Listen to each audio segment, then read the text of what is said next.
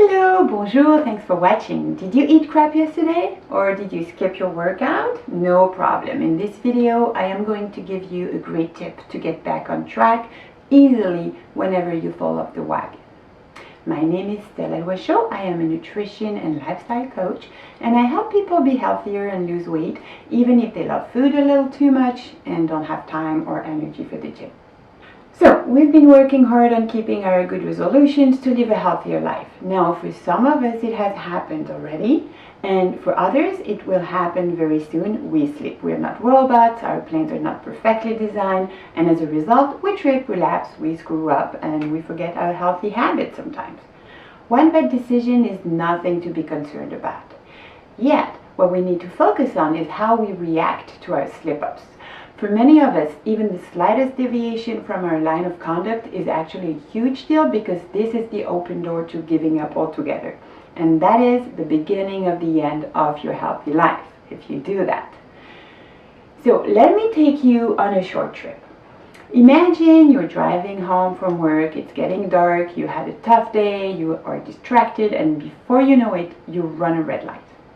Fortunately, nothing happens, just a few angry drivers honking and yelling at you. That's embarrassing, but well, that's it. So now what do? Do you sigh in frustration and give up on paying attention to red lights for the rest of the week? And while you're at it, do you also quit using your signals and start speeding in residential streets? Of course not. You slow down and you make sure to pay extra attention until you get home safely and without hurting anyone, right?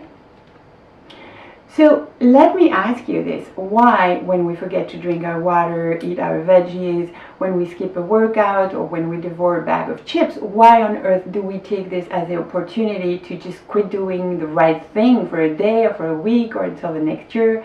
When we take the driving example, we see how little sense that makes, right? Not being perfect or not doing things perfectly is not a good reason to stop trying to improve.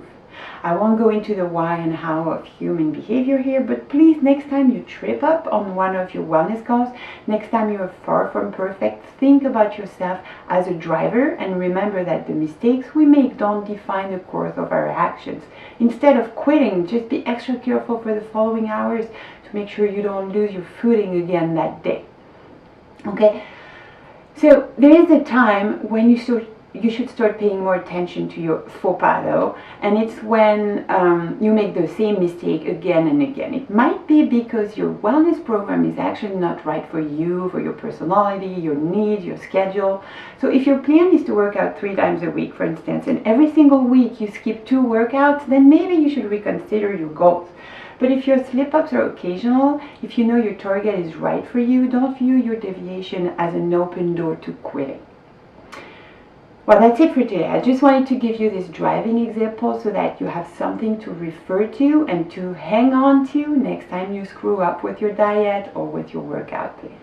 If you enjoyed this video, please like it and share it, because if you think it can help you in your wellness journey, then there's a good chance that it will also help others.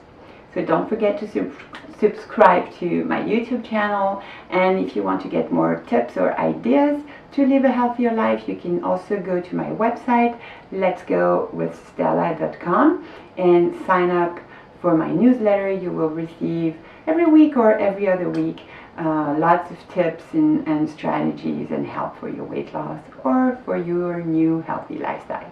Okay, that's it. I hope you enjoyed, and I'll talk to you next week. Bye bye, au revoir.